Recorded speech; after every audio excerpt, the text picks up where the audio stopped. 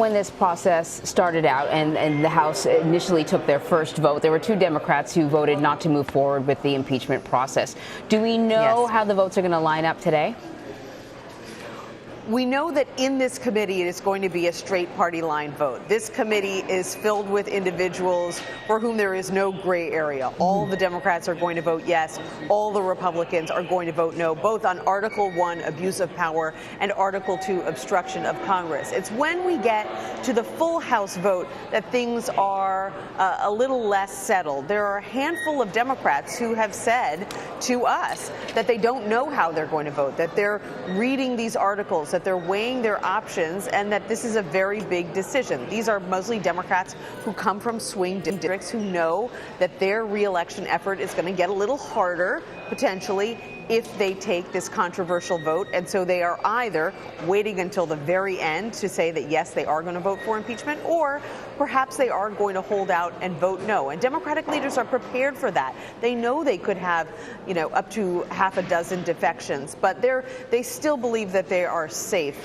They would need to lose more than 18 Democrats in order to see these articles of impeachment voted down, and they do not anticipate that that's going to happen. Yeah, that was going to be my follow-up to that, Nancy. You covered Speaker Pelosi. You've covered her for many, many years. Are you hearing from her office, that there is an anticipation that for some of those Democrats in sort of those moderate districts that may not be able to vote for these articles of impeachment because of the sense from their own districts and their own constituents that that's okay, that she anticipates that, and she's counted those votes and has a level of certainty that it will pass?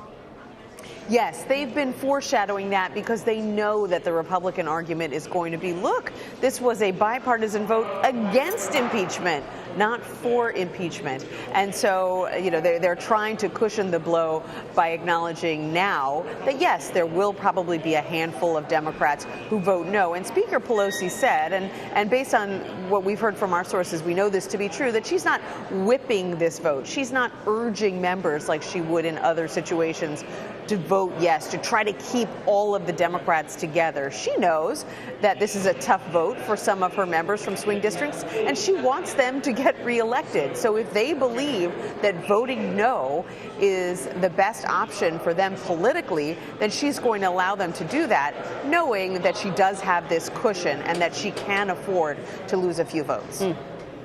All right. Nancy Cordes for us on the Hill. Nancy, we will talk to you, I'm sure, when this all wraps up. Thank you very much, as always. You're welcome. All right, so we're seeing a live look right now on the Hill inside the Judiciary Committee hearing room. There's some children there. I was going to say. Well, this is teaching them a little at a young bit of history. Age. Well, it is this history. Is history yeah. in the making. The President of the United States, the House Judiciary Committee, set to vote on 2 articles of impeachment. It's only happened 2 other times, and so this is history in the making.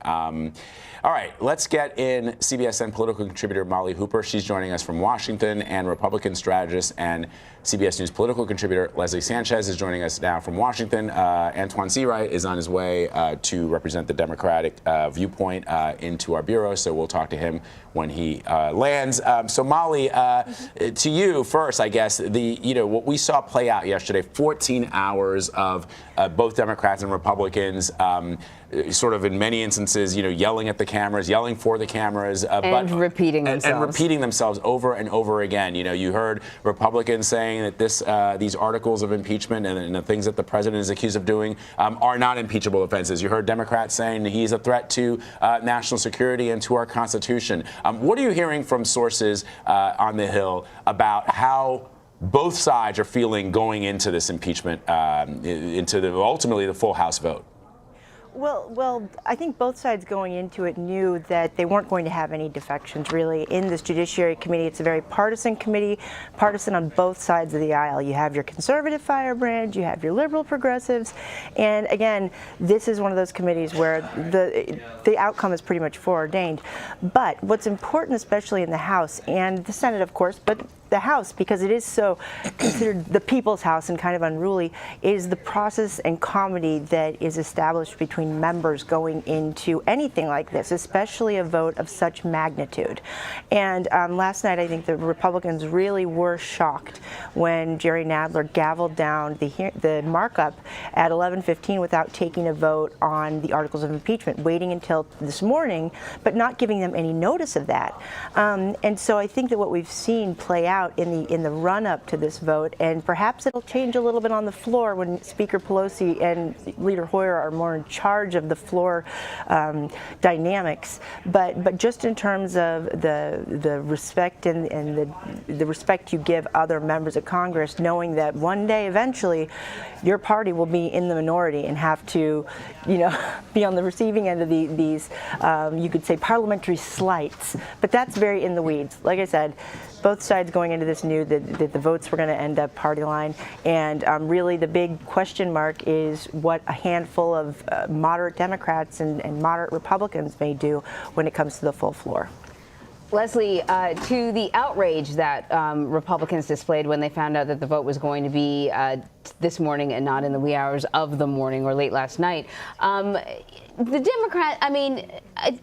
Democrats, no matter what decision they made, whether they decided to have this late night vote or early morning or a vote this morning, the Republicans were going to be upset. There's always a bit, you remind me, Anne-Marie, Ray LaHood, who was a member of Congress, Republican, who was one of the impeachment managers, came back and said that impeachment is one of the most acrimonious things Congress can do. We know there's going to be that contention. But what you saw last night was kind of really partisan dirty tricks. There was no need not to inform the minority that you weren't going to have the vote. The expectation the entire day was you were going to have the vote. So basically, they punted to do it today in front of the Klieg lights. That just reeks more of partisanship. And what it does, if anything, it's more divisive. It makes the process extremely difficult for people to understand that it's anything more than kind of this political folly. And that's what jeopardizes the whole effort of impeachment. Impeachment should be a consensus effort, not something that is so highly politicized. Of course, people are going to be mad. Of course, they're going to defend each other's side. But what we're at right now doesn't give people faith that they're doing it independently with good conscience as opposed to for partisan politics. Molly, let me ask you this. I know that, as we said at the top, that you saw a lot of pontificating from both sides. But I think it's important for our viewers and for the American people who are watching this play out, understand what is at stake and understand what the arguments for impeachment, if you are a Democrat, and what the articles or what the sentiment from the Republicans is if you are not in support of this impeachment. So if you were watching CBSN and streaming us and you watched the entire thing play out, did the American people learn anything that would help them to make an informed decision as to what they expect to happen from the House of Representatives? I think if you're a Democrat and you are in favor of impeachment, you gained more fodder for saying that keeping President Trump in office is a threat to national security of our U.S. elections. If you're a Republican and think this whole thing is a witch hunt and a sham, then I think that you came away with more talking points as to why you believe that no crime has been committed or charged, and how this is something that couldn't ever stand up in court. All right, so, now, Molly, again, sorry, we got to interrupt you because Chairman Nadler has just gavelled in the House Judiciary Committee, a historic day on Washington, D.C. In Washington, D.C., rather, they are set to begin the vote, or at least the process of voting on articles of impeachment of President Donald Trump. Here's Chairman Nadler.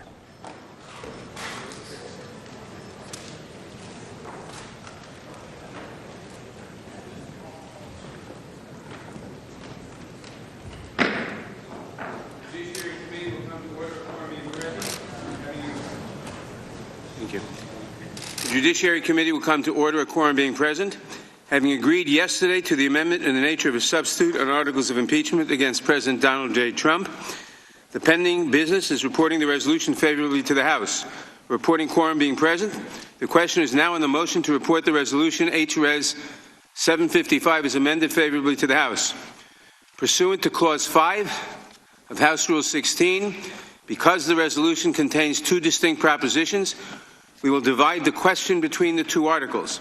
The question now is on Article 1 of the resolution, impeaching President Donald J. Trump for abusing his powers.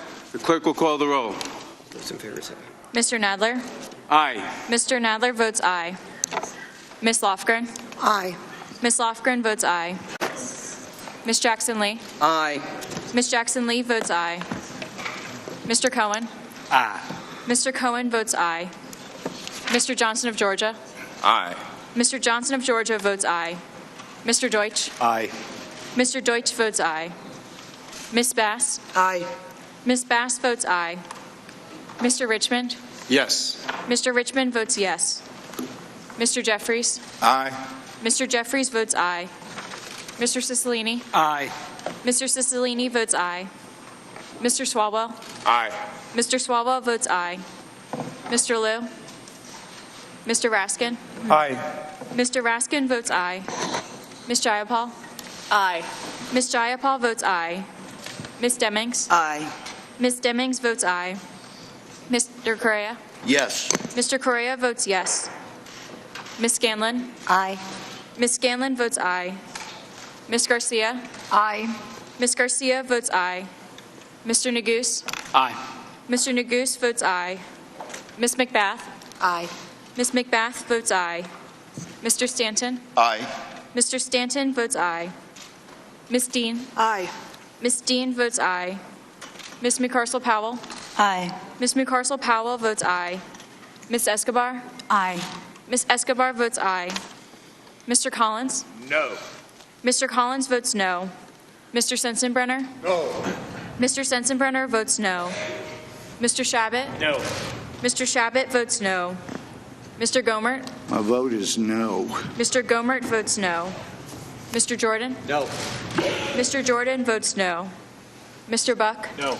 Mr. Buck votes no. Mr. Radcliffe? No. Mr. Radcliffe votes no. Ms. Roby? No. Ms. Roby votes no. Mr. Gates? No. Mr. Gates votes no. Mr. Johnson of Louisiana? No. Mr. Johnson of Louisiana votes no. Mr. Biggs? No. Mr. Biggs votes no. Mr. McClintock? No. Mr. McClintock votes no. Ms. Lesko? No. Ms. Lesko votes no. Mr. Reschenthaler? No. Mr. Reschenthaler votes no. Mr. Klein? No. Mr. Klein votes no. Mr. Armstrong? No. Mr. Armstrong votes no. Mr. Stubbe? No. Mr. Stubbe votes no. Has every member voted who wishes to vote? Mr. Chairman, may I ask Clerk how will- I'm recorded? How is Mr. the gentleman recorded? Mr. Gomert, you are recorded as no. Yeah, I want to make sure. The clerk will report. Mr. Chairman, there are 23 ayes and 17 noes. The article is agreed to. The question now is on Article 2 of the resolution, impeaching President Donald J. Trump for obstructing Congress. The clerk will call the roll. Mr. Nadler? Aye. Mr. Nadler votes aye. Ms. Lofgren? Aye. Ms. Lofgren votes aye. Ms. Jackson-Lee? Aye. Ms. Jackson-Lee votes aye. Mr. Cohen? Aye. Mr. Cohen votes aye. Mr. Johnson of Georgia? Aye. Mr. Johnson of Georgia votes aye. Mr. Deutsch? Aye. Mr. Deutsch votes aye. Ms. Bass? Aye. Ms. Bass votes aye. Mr. Richmond? Yes. Mr. Richmond votes yes. Mr. Jeffries? Aye. Mr. Jeffries votes aye. Mr. Cicilline? Aye. Mr. Cicilline votes aye. Mr. Swalwell? Aye. Mr. Swalwell votes aye. Mr. Liu?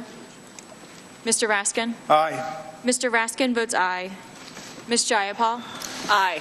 Ms. Jayapal votes aye. Ms. Demings? Aye. Ms. Demings votes aye. Mr. Correa? Yes. Mr. Correa votes yes. Ms. Scanlon? Aye. Ms. Scanlon votes aye. Ms. Garcia? Aye.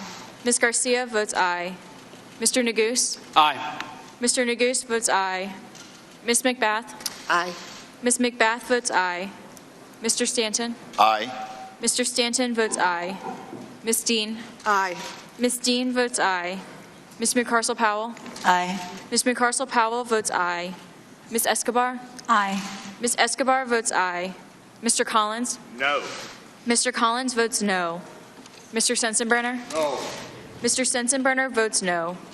Mr. Shabbat? No. Mr. Shabbat votes no. Mr. Gomert? No. Mr. Gomert votes no. Mr. Jordan? No. Mr. Jordan votes no. Mr. Buck? Mr. Buck votes no. Mr. Radcliffe? Mr. Radcliffe votes no. Ms. Roby? No. Ms. Roby votes no. Mr. Gates? No. Mr. Gates votes no. Mr. Johnson of Louisiana? No. Mr. Johnson of Louisiana votes no. Mr. Biggs? No. Mr. Biggs votes no. Mr. McClintock? No. Mr. McClintock votes no. Ms. Lesko? No. Ms. Lesko votes no. Mr. Reschenthaler? No. Mr. Reschenthaler votes no. Mr. Klein? No. Mr. Klein votes no. Mr. Armstrong? No. Mr. Armstrong votes no. Mr. Stubbe? No. Mr. Stubbe votes no. Is there every member of the committee who wishes to vote voted? The clerk will report.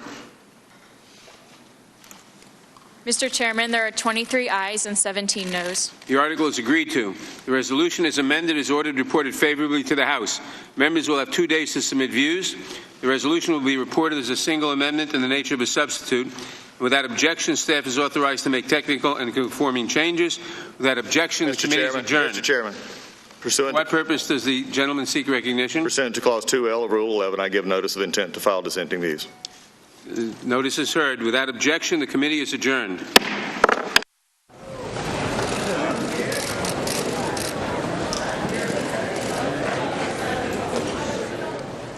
So there you have it, the House Judiciary Committee voting on 2 articles of impeachment. Both of them, the vote coming out the same as one would expect, 23 ayes, 17 noes. So it's a historic day on Capitol Hill. As you point out, Anne-Marie, the House of Representatives has just passed 2 articles of impeachment. President Donald Trump. We've got reaction from our contributors. Molly Hooper is standing by in Washington, D.C. Leslie Sanchez, Republican strategist and CBSN political contributor, is also standing by. So, Molly, as expected, falling along party lines, but still, I don't think we can. And what we were talking about before we watched Chairman Nadler gavel in the committee is just how historic this is. And I was asking you what people should take away if they're trying to decide what both Democrats and Republicans are putting forward. In other words, the Republicans saying that the things that the president is accused of doing do not rise to the level of impeachment. In fact, oftentimes you heard yesterday, which was rare, first time you actually heard members of Congress, Republicans, pointing to the call transcript and saying, look, here is the transcript, and we're defending what was in the transcript, Molly. You did see more of that, and you actually saw them come forward with some, I guess, new information based on this OMB, the Office of Management and Budget, justification for the reason that the White House withheld, or at least the executive branch withheld this military funding for Ukraine, saying that the administration was waiting until 2 anti-corruption initiatives were passed in Ukraine. So take that for what it's will. The Republicans were actually arguing on those points, and here they are. Mm-hmm. All right, so let's go to Louis. It looks like some members of Congress, Republicans, are gathering. There's Representative Louis Gohmert of Texas. Let's listen. Big show. Everybody got dressed up. Really no place to go. We voted on a provision, an allegation of abuse of power. There was an abuse of power at the Department of Justice. There was an abuse of power at the FBI. There was an abuse of power at the FISA court. There was abuse of power in our intel community. There was abuse of power. Even DOD was paying money to help set up the president. So there were all kinds of abuses of power, perhaps none more so than in the House of Representatives by the majority. This is an outrage. It sets the bar for any president of any party for the future to go through 3 years of hell like this president has. It's really unfortunate. This is a sad day for the country. It's going nowhere in the Senate, but I really hope and pray the Senate will not just pick it up and dismiss it. America needs to hear from the witnesses, and we didn't get to hear from them here. This was a kangaroo court. Outrageous to put the country through this, and we get a report, and we don't even get to examine the maker of the report. So it's a very sad day. I'm just glad I had such an incredible team I got to be on. These are really quality folks. Debbie, you want to? Yeah, thank you. Well, this is really a travesty for America, and it's really tearing America apart. I have never in my entire life seen such an unfair, rigged railroad job against the President of the United States. I have known that my fellow Democrats were going to go for impeachment since January of this year when they got power. And here we are today. They predetermined they were going to do it, and they did it, come hell or high water. They had no proof, no evidence, no crime, but they went ahead anyway, and they're tearing the country apart, and they should be ashamed. The founding fathers, the founders of this country, warned against single-party impeachments, and they had a very specific reason for warning us against that. They said that it would be bitterly divisive, perhaps irreparably divisive for the country, and that's what's happened now. This is the first time in the history of this nation, in 243 years, that a president has been treated in this manner, when one party has followed and pursued a predetermined political outcome to get to that end. You have to remember that before the famous July 25th phone call between President Trump and President Zelensky that supposedly sparked all of this whole charade, 95 House Democrats had already voted to proceed with impeaching Donald Trump before any of these facts came forward. That's just not right. They determined this. They said it from the day he took his oath of office that they would remove him, and they pursued that end. So this is what we're left with. 14 hours yesterday and a few moments this morning, this anticlimactic end to this whole charade was fitting and appropriate. There wasn't much there. And that's what happened here. I think the American people are going to militate against this. I think the polling shows that they've been very frustrated. They see what's happened here. They see the lack of evidence. They see this paper-thin impeachment proceeding, what ultimately developed of it, that there's nothing behind it. I think we showed that very clearly. And I think there's going to be a huge political price paid by the Democrats at the polls next year. And what we're ultimately concerned about, beyond the price that's paid in this short-term period, is what this is going to do to our republic going forward. The founders were right. They have divided the country even further, and I think that it's going to be very difficult for us in this institution to put this genie back in the bottle, and that's ultimately what we're all so concerned about. In the media, you should hold the Democrats to the standard that they set for themselves. Not the standard they set back in 1998 when Jerry Nadler said that impeachment would have to be supported by substantially a bipartisan group to be legitimate. Look at the standard they set for themselves just a few months ago. Democrats said that the evidence would have to be overwhelming, and yet in hearing after hearing, the evidence they presented was either hearsay, speculation and conjecture, or the result of a policy disagreement about how to treat the Ukraine. Democrats promised that after public hearings there would be some newfound animated public support for impeachment. The reality is they failed to meet their burden. And so now, with no bipartisanship, matter of fact, the only bipartisan vote will be a bipartisan vote against impeachment, with no direct evidence, with no enhanced public support for impeachment, Democrats will continue to visit the opportunity costs for this division on our country. As Republicans, we would like to work on infrastructure, on asylum reform, on policy changes that will actually impact the quality of life for our constituents.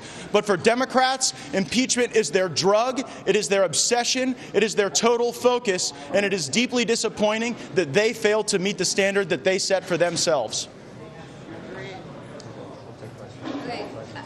Questions? Yeah, Congressman, do you guys worry about the precedent that this sets on obstruction of Congress, the fact that this administration did not comply, did not cooperate at any point with this investigation, which has not happened before? No, the administration has cooperated with fair and reasonable oversight. But when Democrats made clear that this was not about oversight, it was about impeachment, it was about an illegitimate process, then I think that reasonably informed the administration's position on whether or not to validate this absurd process. Wait a minute. Both the Nixon and Clinton administrations cooperated or provided some information in their impeachment investigation. Yes. Have the charges changing constantly. Let me address this as we did yesterday. You have to understand that the Trump administration has cooperated. Okay, just this year, they understand Congress's oversight and investigation responsibility, and they've acknowledged it. 25 members of the administration have testified before oversight. 20 have testified before the Judiciary Committee. When the impeachment proceeding began, over 100,000 pages were submitted by the White House to Congress pursuant to our request. And, of course, he immediately released the transcript, the famous transcript of the phone call. The president has not been obstructing this at all. What he's worried about is the process, is this unprecedented charade that's gone on. Adam Schiff controlling this in the basement, having secret hearings, cherry-picking witnesses, denying Republican questions, not allowing Republican witnesses to come forward. There's been no chance for the president's counsel to participate in the early stages of this. This whole thing was rigged. I'm an attorney. Many of us are. If we were advising our client, and our client in this case happened to be Donald Trump, we would tell him not to participate in that because it's an ambush. We got ambushed last night on the scheduling. At every stage of this, the Democrats have tried to railroad the president, and that's why he's had some concern. The fact that they brought an impeachment claim of obstruction is absurd. The Obama administration, the one just prior to this one, went to court. They didn't turn in pleadings and all the documents and witnesses that were requested in the Fast and Furious investigation. They went to the third branch of government. That's the way our system is set up. When there is a natural impasse that develops between the legislative and executive branches, we have the third branch of government, the judiciary. They could have easily gone a few blocks away to a federal court, gotten an order to compel the production of anything else they needed, but they didn't have time to do that. You know why? We all know why. Because they guaranteed to their radical left base that they would impeach Donald Trump by Christmas. That's why we're here. That's why we've done all this, and that's why they didn't go through the normal process, the custom and practice of every previous administration in the modern era. So, I mean, at the end of the day, the Democrats control the House of Representatives. They can determine what the process is. You guys might not like it. There are politics in this. There were politics in 1999 with President Clinton. We hear what you're saying, but that said, don't they have the right to handle this in the fashion they don't have the right to abuse the process, and this was a total abusive process. It was a witch hunt. That's why they could not settle on a charge until they had exhausted that there was no evidence of a crime. And let me just tell you, if the DOJ and the FBI went after you and your family and your business associates, harassed them, and you find out, as the president did early on, this was all a scam to bring him down, then you would be wise, and I bet most any attorney would say, don't you go and they're looking for anything. Don't help them crucify you. It would not be smart. The president did the right thing. The obstruction of justice was right here. Well, of course, also DOJ, FBI, but hopefully there'll be people pay for that. McConnell says that he's not likely to bring forward witnesses in the Senate trial. That'd be a big mistake. You called for witnesses. How do you think that you're actually going to get your story out? This is not what McConnell says. The Senate promised that for months now they would have witnesses, and I really understand the desire. This was a ridiculous process, a report, no real witnesses here. So I understand their desire to just get it behind us, but the country needs to hear what a farce this was. They really need to bring in witnesses. They're the chance to clean this mess up, and I sure hope they will. Congressman, this is a president who just yesterday called a teenager on the autism spectrum a person with an anger management problem. Does that make it harder to defend him this vigorously? The president communicates in a unique way. He doesn't communicate the way I do and the way many of us would. But wait a minute, let me answer. 63 million Americans voted to make him the president of the United States. He has an unorthodox style. But what we're talking about in here is removing a president because the Democrats don't like that style. They don't like him. They don't like his Twitter account. They don't like many of his staff members. They don't like what he does in the office. But the way our system is designed, the way our Constitution is written, is the party in charge. Even if you have the majority in Congress, you don't get to remove a president because you don't like him. They did not produce a scintilla of evidence to support a charge of impeachment. And that is the question at the end of the day. That's why we're so frustrated.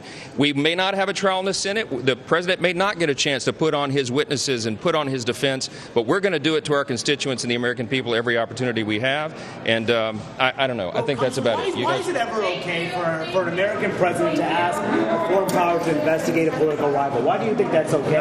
He didn't do that. He did ask Zelensky. He did not do that. Yes. He asked President Zelensky to investigate Joe Biden and his son Hunter Biden. Why is it okay? That was because I think logically, more likely than the Democrat story, is because he wanted to vet out the corruption. He had seen the video of Joe Biden bragging about how he was going to withhold $1 billion from Ukraine if they didn't fire the prosecutor, the same prosecutor that had been investigating Burisma, the corrupt company where his son was getting paid to be on the board. That's corruption. That had corruption, plain and simple, according to an Obama administration person on a similar case who said that is corruption, plain and simple. And I think it's the responsibility of the President of the United States, before he hands over taxpayer dollars, to investigate corruption. And I believe part of that corruption was with the Bidens. He never mentioned corruption at all on that phone call. Do you want witnesses at the second trial? Do you agree with that? I would. You want witnesses? All right. You just heard Republicans there in front of the cameras answering questions from reporters.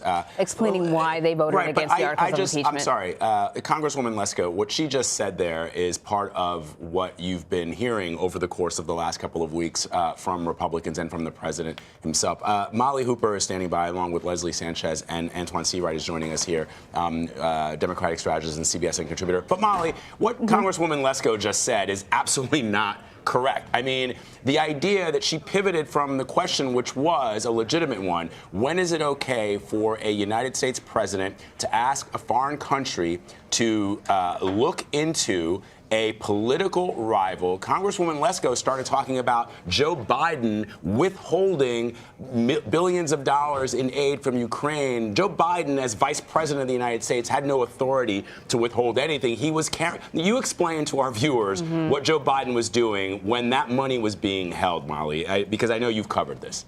Well, let me hit this point first. I know that in covering Capitol Hill a long time, members of Congress often answer the question they want to answer, not the one they were asked. It's a very unique technique. But Joe Biden at the time was voicing concern, voicing the opinion essentially of our U.S. allies that this corrupt prosecutor, and it didn't really have to do with Burisma, that if Ukraine did not get rid of this guy, we were not going to give them enough money or give them the funding. But it really, the two are kind of convoluted, and Republicans are confused. And the Republicans are using that, again, to pivot to the question they want to answer as opposed to the one that they are asked. Right, because what Congresswoman Lesko was trying to suggest is that the president, in his capacity as the chief executive, was rooting out corruption in Ukraine, when in fact, according to the call transcript, according to all that we have on the record, the president doesn't talk about corruption in Ukraine. He talks about CrowdStrike and about the Bidens. And nothing in his comments, at least that we've seen, suggested that he was actually intent on rooting out corruption leading to to that phone call on July 25th, and even the so-called transcript doesn't indicate that. So I just wanted to clarify that, because if you listen to that and you come in to CBS and you're watching Congresswoman Lesko respond. He was trying to root out corruption. This was one example of corruption, but there's more to that story. Exactly. There's way more to that story. I just wanted to jump in on this part. There is more to that story, and if you're listening to George Kent, who is at the State Department, when he gave testimony before the Intelligence Committee, he was saying corruption really referred to this big anti-corruption effort that they had in the Ukraine to root out corrupt prosecutors, law enforcement officials, and it really, the Burisma Bidens were not mentioned in that. No. The vice president was focusing on a corrupt prosecutor. Independent of the investigations, the prosecutor was corrupt. Exactly. Well, the whole system was corrupt, actually. That's true. I mean, and I think that, in a way, Molly, it's very convoluted what happened in Ukraine. And I think that as a result, it's difficult for the American public to truly understand what went on. So you whittle it down to a bumper sticker. He was trying to root out corruption, and in many of these stories, there's a little bit of truth. There was a corrupt prosecutor. Burisma was being looked at, but these are at sort of two different times. And one prosecutor was replaced by another one. That prosecutor looked at Burisma and decided, well, it's not. There's nothing going on there right now. But listen, Antoine's been sitting here, and we haven't gotten a chance to talk to you yet, Antoine. So the Republicans were very, very upset that Jerry Nadler chose not to hold this vote last night and instead this morning. They were outraged. And the argument was, we weren't prepared. How can you just spring this on us? Why are you catching us off guard? What's that about? I would just say what they said to us when we asked them not to release some highly sensitive information when they had hearings last year. Elections have consequences. Welcome to the Democratic majority. But I want to talk about all this idea or discussion around corruption. Because timing is everything. And that's what the general public does understand, timing. Keep in mind, for 2 years, the United States government, led by Donald Trump, gave the Ukraine country, the funding they needed from the United States. It wasn't until Joe Biden entered the presidential race and all the polls, including Fox News polls, had Joe Biden beating Donald Trump in some battleground places where he decided he wanted to look into the Ukraine corruption centered around Hunter Biden. Boo-Boo the Fool could understand that. And that's what the Republicans don't seem to understand, that's plain and simple. And the fact is, the president and his chief of staff, by the way, who's the OMB director, went on record bragging about what they wanted to do and what they did. And so this idea that the president was interested in corruption, that it wasn't about politics, I think that's just false. And I think people understand that once you get out of the noise and really focus on the lyrics. So, Leslie, what about that? Wow. This entire process is extraordinarily frustrating. And I have tried to be here every day through the 14 hours and the entire week. And I thought Republican Congressman Tom McClintock was right. Yesterday he said, let's stop the talking points. Let's stop this endless loop. If I get any more text, and I appreciate all the responses, but voters and the public are very tired of the same talking points going back and forth. And that's what we just heard, and that's what my colleagues are just saying. And let's get to the bottom line. The bottom line is they are voting on today. They voted on a report, a partisan report by Adam Schiff, who has been, targeting this president on impeachment for a long time, and a series of news articles. That's basically what they are bringing impeachment and voting impeachment on that thin basis. Whether you agree or disagree, that's just really not what a consensus-building operation is about. And they've called it a derelict of duty by these members of Congress, and they're right. This is not the way the process should be, and it's built on a case of hearsay, opinion and speculation. There's not those facts. And you heard the Republican members saying, look, if they were advising if Donald Trump was their client, they would advise them that the entire process is rigged against you. It's an ambush. Those were the words that were used. And that's true. People understand that. Why would you put yourself in that kind of environment? I tell you, people had the same kind of feeling during the market crash when they were dealing with the banks, that everything was working against them. That's how the Republicans feel right now. The system's rigged. rigged. And while you have it so partisan, that's what's frustrating, because there's a lot of us who believe impeachment is really that important step Congress has, that we should respect that step and not put it in this kind of ridiculous kind of political theater it's in right now. It's always going to have this contention. But can't we stop for a minute and say, let's do this? If you're going to bring impeachment, do it fairly in a process where all of us can get on board, because the way it is now, nobody can. So, Antoine, you know, like part of the argument from the Republicans is, yeah, this is really important. There are some very important witnesses that work within the White House, spoke to the president that we haven't heard from. They have refused to come forward. But, you know, the argument is working its way through the courts. So why not wait and let the courts decide? And then if they refuse to testify in front of Congress, boy, do you have a strong case for at least obstruction of Congress. Because there's several things the courts, for the most part, have Trump pause on them. Number two, what we do know is the court process is insulated, supposedly, from the political process. So it could be months, almost up until, almost like Comey's last drop before the next election, before we could even get to a ruling. So no, we can't do that. And the fact of the matter is, that's why Democrats want the majority to put in acts of accountability and checks and balances to this president. And you're never going to get the Republicans to buy into impeachment. You heard what Mitch McConnell said yesterday or this morning. He's working closely with the White House to be lockstep on the response of how the Senate Republicans conduct themselves. What if you look at every talking point that's come from the Republican conference and members who have been a part of this process, they have been lockstep repeating what the White House has been saying, including this idea, Vlad, that Ukrainians were the ones that hacked into our election. So this notion that you're going to get Republicans to buy into and make impeachment bipartisan in this environment, that's crazy, because it's never going to happen. The fact of the matter is, the president's supporters, his party is going to go in his corner, Democrats are going to go in their corner, and we're going to let the American people decide. But you're not going to get, we're not in 92, we're not in the Nixon era, so you're never going to get bipartisan groups of people to say, you know what, let's do impeachment. And this argument that it was about the last election, undoing the last election, that's not true. What Democrats have been crystal clear about, and what the evidence says, this is about the 2020 election. So I just want to make those points so that we can have some clear understanding from the Democratic side, at least. All right, we're expecting Chairman Nadler to step before the cameras in just a moment. So when that happens, we'll go into that. There's a live shot there. But Molly, let me ask you something away from the partisanship, which is, so now the next phase of this, which is the potential trial in the United States Senate. Are you hearing from your sources who Speaker Pelosi will pick to prosecute the case in the Senate on behalf of the House of Representatives? Well, a lot of people want it. It's going to be a big, high-profile job, but she hasn't made decisions yet. And keep in mind, Adam Schiff, who is the head of the Intelligence Committee, he has actually, as a member of the Judiciary Committee in the past, led House managers in impeaching federal judges over in the Senate. So he has a lot of experience with this.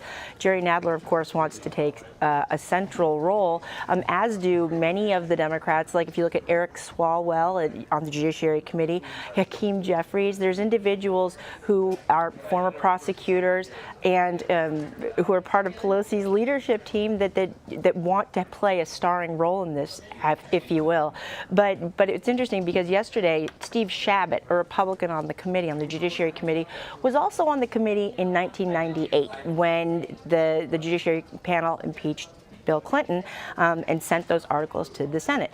Chabot said that he was selected to be an impeachment manager over in the Senate, and he said, I got to tell you, in retrospect, it's an ugly process, and I feel really sorry for whoever is picked to be a House manager, because it's something that is very divisive and weighs on you, and it's very heavy, and we get caught up so much in the partisanship these days that it's hard to sort of step back and say, what's going on here?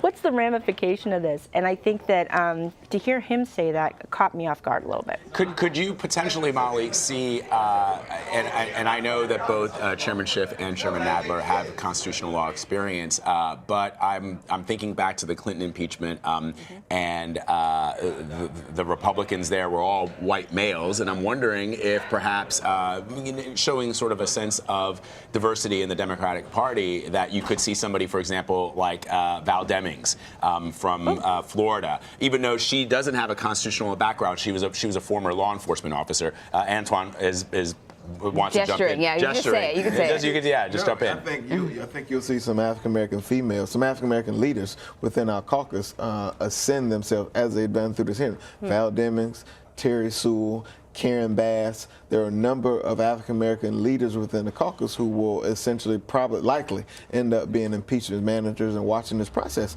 Joe Neguse from Colorado. A lot of rising stars we saw rise to the top during this process, and that's a direct reflection of the most diverse caucus in U.S. history that the Democrats have, and I'm very proud of that. Yeah, and I think, Molly, I wonder, so I hear the betting game in D.C. now is, who's going to be that person to lead that impeachment trial for the Democrats. But you said something interesting. You said that a lot of people are saying that they don't want it, but then there's others who probably, because of the historic nature of this impeachment, will want to be the one. Well, she said a lot of people want it, but there's a warning. There's a warning, right? A warning label, right? It may not be what it's cracked up to be. That's right. Caveat emptor, right?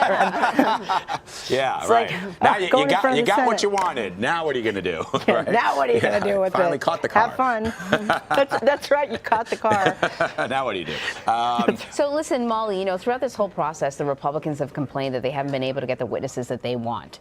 And so I'm wondering just how much influence and sway do we expect the Democrats to have when it comes to the Senate trial and witnesses?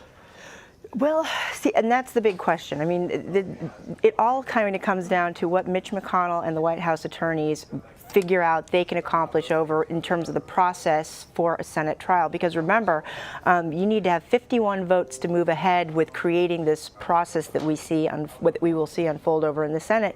And there are a number of Republicans who were going into this before the impeachment vote were uncomfortable with what the president said, what was done. They've also been very uncomfortable with how the House Democrats have handled it, and I say Democrats because they're in charge of the House. And the rights that they've given to Republicans over in the House to call witnesses. So right now it's a bit unclear. And here's Jerry Nadler. Molly, I'm going to cut right. Oh, there you go. She nice did it job. for us. Very nice. You don't need us. Okay.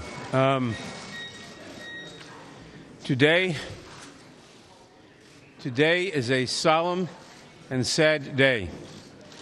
For the third time in a little over a century and a half, the House Judiciary Committee has voted articles of impeachment against the President for abuse of power and obstruction of Congress. The House will act expeditiously. Thank you. Mr. Chairman, are you disappointed there was no obstruction of justice? So why would you take Okay, the chairman of the House Judiciary Committee not taking any questions at all, short and sweet. But I think he's a little bit, I mean, he has taken questions before for a number of things, but I think it speaks to how he presented today's vote, how serious it really is. And yeah, sometimes we can be sort of lighthearted about this conversation, but the truth of the matter is that it is historic, it is very serious. And as we move forward, we are essentially sort of reinterpreting or interpreting the Constitution, right? So what are we going to allow presidents to get away with? How do you define abuse of power? It's ill-defined right now, and we're adding to this definition as we move forward. Right, and I feel like our job as journalists is to try and clarify to our viewers and to the American people what this really means and what it will mean for not only what it means for the President of the United States, but what it means for the future of this republic. And I think that that's why we want to bring in our experts and talk to our reporters who can sort of help people understand what is happening. Because I get it. There are a lot of people who say, look, this has been hours and hours and hours and months and months and months of the same stuff we keep hearing. Yes, he did it. No, he didn't. Yes, this was a perfect call. No, this wasn't a perfect call. And I can understand how people's eyes glaze over. But my sense is that, as we move forward in this process, it's going to be more important and incumbent upon all of us to try and clarify to our viewers what is actually happening and how this will affect their lives and the lives of their children, because that's really what we're talking about. And that's why it's very concerning when we say,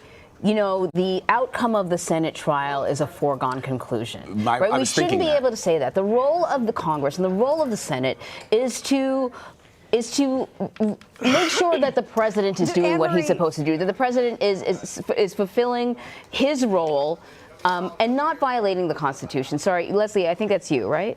Yeah, okay, yes. You know, Anne-Marie, in spirit, I'd love to think this is a civics class and we're learning the proper way to go about impeachment. You know, we're all very nebulous and we're very, you know, what's the definition? And I was here on the Hill, you know, in '98 when the Clinton impeachment happened. And the big thing we keep forgetting to say is there was a third-party entity, a Department of Justice, special counsel that came forward with boxes and boxes of information, just like the IG report that we just heard about abuse of the FISA courts, that caused America to pause, that caused Republicans and Democrats to come together and say, wait a minute, this is somebody who spent 2 years investigating this, and we have to listen to the merits of that argument. Were there obstruction, where there wasn't? That was done with Robert Mueller. And Senator Lindsey Graham talked about that. Had Mueller come forward and said something in this case, this would be a different conversation. But it wasn't. This entire process is so partisan. And I'm not the first one to come forward and say, oh, and look at it that way with this kind of not giving a fair balance. I try to listen, like a lot of us, to both sides. But when it's so hyper-partisan, and you talk about cherry picking of the witnesses, not allowing for a minority hearing, 100,000 documents and pages presented to the courts, but not really included. As much as you may dislike Republicans and dislike this president, you can't look at this process and say it's fair, which is why when we transfer to the Senate, you're looking at Republican senators as the cooling process. Molly talks about that all the time, Molly Hooper, that's going to say, wait a minute, it's not legitimate, so we're not going to give it that legitimacy. And that's the difference. I want us to take away why it's so different from Clinton and why it was different from Nixon, and it is this environment that we're in. Leslie, another thing that's different, if I recall, and Molly would probably know better than me, is I don't think you had the Senate working with the president's lawyers as they move forward towards a trial. I mean, we talk about, sort of not wanting this to be a partisan process, but that's pretty concerning, Leslie. Well, I'm going to let Molly. Well, what I was going to say is actually no. The Senate did work with the White House attorneys because they knew how serious this was to establish a process that was fair to both parties. In fact, the Democrats and Republicans one day in early January 1999 got together in a closed-door session all day to hash out what are going to be the rules for this upcoming Senate trial. And both sides, the defense and the Republicans, they both had 3 days to put on their cases, and the biggest issue that both parties had was which witnesses do we call? And actually, when a number of Republicans wanted to call Monica Lewinsky to come appear before the Senate, they did agree to have her give a deposition behind closed doors, which was then played on the floor. But the whole Senate, 70-30, voted against calling Monica Lewinsky. At that time, the central figure in that impeachment trial, they voted against calling her up to appear before them in person. And really, Republicans and Democrats worked together pretty well during that period, and Republicans were in the majority in the Senate, and Bill Clinton was in the White House, a Democrat. So it is very, in that sense, it sort of was similar, but here we have a Republican-dominated Senate working with a Republican president. Exactly, but I do think that you will have Republican senators, again, who have voiced concern. This was not a perfect call, that, like the president says it was, but they can point to what the fairness. Going to Leslie's point, the lack of fairness or the perceived lack of fairness by the House Democrats over on the House side, and say, how do we work with you? Moderate Republicans were almost looking for a reason to waver on this idea of do we impeach or do we not. But in shutting them down in the House, at that point it becomes all about process. So a couple of things. We had a third-party prosecutor in Mueller that the Republicans wanted, that they went on to attack him through the entire process. And what we learned from that report, the key thing in that report was two things. One, Russia hacked into our elections. Two, that report did not exonerate the president, which means everyone knows that means he puts the pressure on the Congress to do their duty and responsibility. This process started because the whistleblower had a complaint that went through the Trump's Department of Justice, that his inspector general then said that this was an issue, it needed to be flushed out. That's how we even got here. So this idea of engaging DOJ, et cetera, that process was somewhat touched and rubbed on. Number three, we all know about Trump's Attorney General Barr and his position and how he functions and fluctuates with his office, and those things cuddle and play footsie all into Donald Trump. So this idea that Barr is going to be fair and just through an impeachment process, I think we are kidding ourselves. And number three, the next thing is, I think people forget that Donald Trump sat down with George Stephanopoulos and said that he would invite dirt from a foreign entity again into our elections. That's what Mueller was all about. And so to think that we cannot check him for saying he's going to do this, knowing what happened in the last election, so where does this end? What would happen if the Democrats say, okay, China, let's dig up dirt on the Republicans for a Senate race or House race? Do we just say, no, it's okay? That's what this is about. This is about putting a stop point, and so that as we go forward in this American experiment, it does not happen again. That's why it's all about national security. And one more point. These hearings were done in private, with 47 or 46 members of the Republican conference. They went crazy saying we need to do them on TV, they need to be open to the public. Now here we are, and they still refuse to have key witnesses testify, like some Trump officials, including his OMB director and chief of staff. So I think we have to just gather all the facts when we talk about this process not being fair and balanced, and Democrats are somehow tilting the process. So, Leslie, is it your sense, you've talked about being there for the Clinton impeachment, and Anne-Marie and I were sort of writing notes to each other as we were listening to this, thinking about that impeachment and the Senate, which then was in Republican hands, Republican majority in the Senate, and Trent Lott, who was the Republican Senate Majority Leader, saying to Tom Daschle, then the Minority Leader from South Dakota, that they had to work together to make sure that this was done in a fair and responsible way, right? You had one Democrat, one Republican saying, look, as Molly has said in the past, the cooling effect that the Senate will have on the House of Representatives, as represented by Senator Trent Lott and Tom Daschle. Are we to think now, because of what Mitch McConnell said yesterday on Fox News, that we're not going to get that this time around? No, I think that the interesting thing, and I know Molly could talk about that too, with the Senate, we talk about the tremendous, Republicans in the majority, but these senators have a tremendous amount of power. Every individual senator could gum this up, and this is a very unique process that, again, they can orchestrate it any way they want to. And part of this thing, when we're thinking about even Clinton, I'm glad that you mentioned that. There were some Democrats who came on board with Republicans and voted. You're not going to see that next week, but they crossed over the aisle in terms of supporting the idea of that. But the American public felt that President Clinton was moving forward, keeping and working for the good of the people. They did not feel what he did merited impeachment. It's always that two-part effort. So they may not, in this case, they may not agree with the call or think that something's odd about the call, meaning the Senate, but they don't believe, and the American public doesn't believe, that it merits removal from office.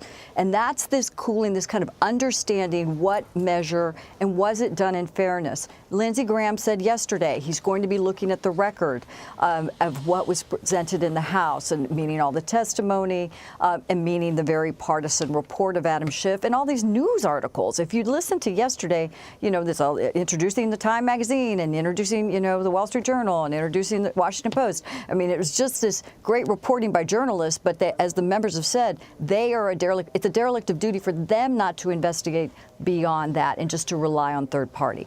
So all of that being said, I do expect the Senate to be, you've got this cross pressure between, do you legitimize this? Lindsey Graham doesn't want to. He wants to move ahead very quickly. And McConnell, who's going to kind of come up with the right balance to allow everybody to feel that this was a thorough process. They're not going to dismiss it outright. Molly, Leslie just said that the American people, don't want to see the president removed. And the truth of the matter is that as we've been doing polls sort of every other week or so, the polls had been increasingly ticking towards more and more people wanted to see the president impeached and removed. And then suddenly, it almost seemed like when we were hitting crunch time, the polls started to move in the other direction. Molly, what do you think's happening? Well, that is a good question. And let me do my little pivot here. I'll answer the question I wanted you to ask. Just kidding. Oh, it's fine. You can do that. but it goes to that. Think about it. Removing a federal official from office is a two-step process, and it was set out in the Constitution. And the House, think about who gets removed. The president, who can be removed. The president, the vice president, judges, federal judges, and essentially political appointees, right? Like your cabinet secretaries. And really, that has only been done a handful of times in our history. And the Constitution makes it very difficult to actually remove an elected official from office because, as Republicans point out, and Democrats back in 1998, millions of Americans voted for one person to take the role of president. And if you remove that individual from office, you're essentially taking away somebody's vote, their aggrandizement, essentially, which is why it's so difficult to do. And so I think that the polls, it's hard to, Anne-Marie, we were talking about this earlier, during the Intelligence Committee hearings, we were talking about Ukraine and all these sort of convoluted matters.